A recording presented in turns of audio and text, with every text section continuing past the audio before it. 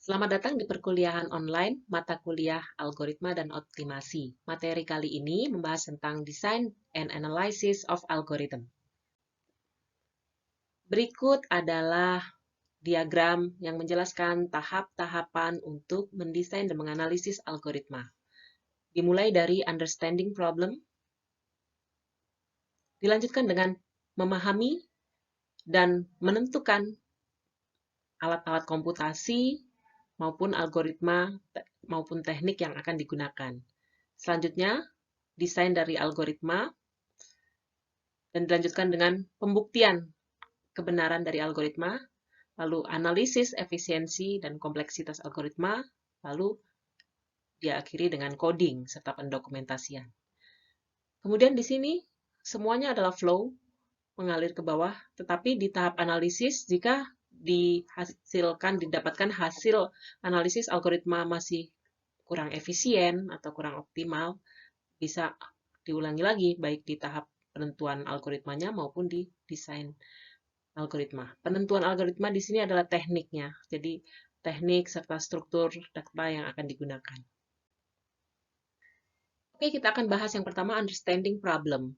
Jadi memahami terlebih dahulu permasalahan yang akan diselesaikan atau dicari penyelesaian algoritmanya. Secara umum, ya harus memahami deskripsi dari problem. Untuk itu kita harus memiliki pengetahuan yang luas pada problem yang akan diselesaikan. Namun, di bidang computer science sebenarnya terdapat jenis-jenis problem yang sudah general, di mana untuk setiap jenis problem sudah tersedia algoritma komputasi yang biasanya sering digunakan untuk menyelesaikannya. Selanjutnya, input untuk algoritma. Input di sini artinya instant of problem. Maksudnya, kondisi-kondisi input apa saja yang mungkin masuk atau skenario apa saja yang mungkin bisa masuk ke dalam algoritma tersebut untuk menyelesaikan suatu problem. Jadi kita harus spesifikkan apa saja instannya untuk menyelesaikan suatu problem, karena algoritma dikatakan korek atau bernilai benar selalu memberikan hasil yang benar terhadap semua jenis input. Selanjutnya di fase kedua yaitu decide computational means, yaitu teknik atau algoritma maupun aproksimasi apa yang akan digunakan untuk menyelesaikan problem. Di sini kita harus mengetahui kemampuan dari perangkat komputasinya. Jadi memastikan computational device atau peralatan komputasi kita sesuai dengan algoritma yang akan digunakan. Contohnya di sini adalah komputer dengan algoritma sekuensial atau algoritma yang bekerja paralel. Ini tentunya berbeda kebutuhan komputasinya. Kemudian juga mengenali kecepatan dan kapasitas memori dari alat komputasi atau komputer kita. Karena beberapa permasalahan yang kompleks membutuhkan speed dan memori yang besar. Selain itu juga apabila data yang diolah juga besar membutuhkan kapasitas memori yang besar. Dan ini penting apabila aplikasinya juga berkaitan dengan waktu, ada batasan waktu atau disebut time critical. Selanjutnya, ada dua pendekatan yaitu exact dan approximate. Exact adalah algoritma yang bekerja secara pasti, gitu. Langkah-langkahnya ini selalu menghasilkan solusi yang benar apapun jenis inputnya. Itu disebut exact algoritma. Sedangkan approximate ini adalah pendekatan. Karena permasalahannya sangat kompleks sehingga untuk mencari algoritma eksak menyelesaikannya tidak bisa, sulit dilakukan.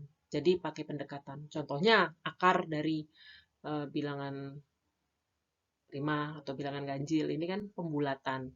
Atau juga contoh lain nilai pi, itu adalah aproksimasi karena nilai eksaknya sangat panjang. Jadi pendekatannya saja seperti ini.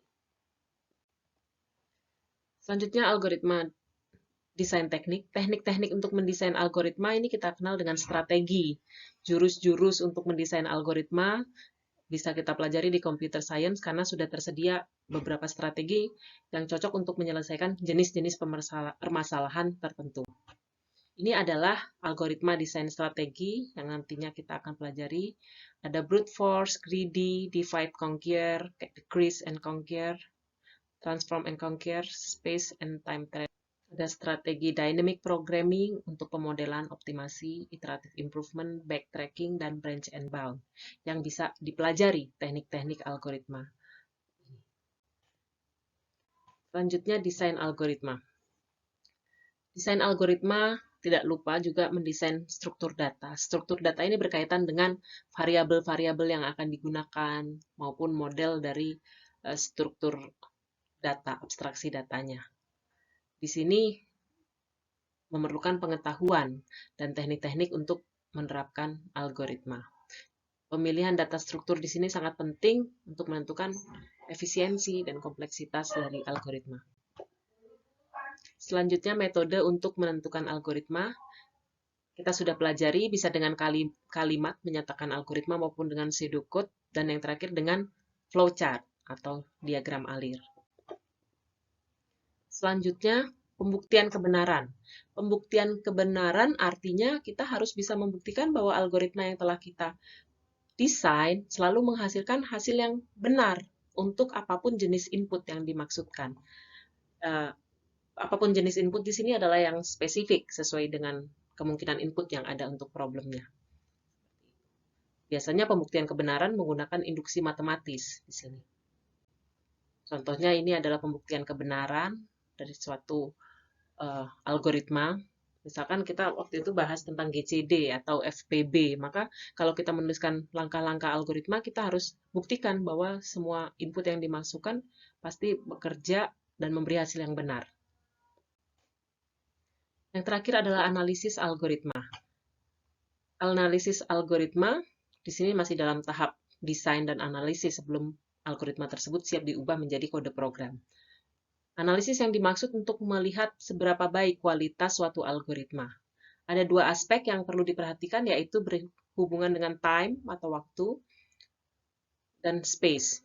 Kualitas algoritma yang baik adalah memiliki efisiensi yang tinggi dalam kaitannya dengan waktu maupun ruang memori.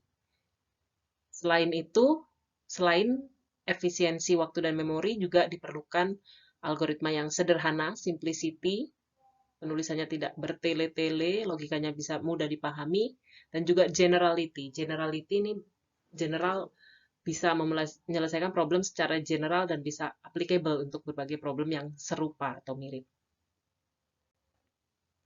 Terakhir, jika sudah selesai dilakukan semua tahapan ini, maka algoritma tersebut yang sudah dinyatakan dalam bentuk flowchart maupun pseudocode dapat ditulis menjadi program komputer atau code di algoritma.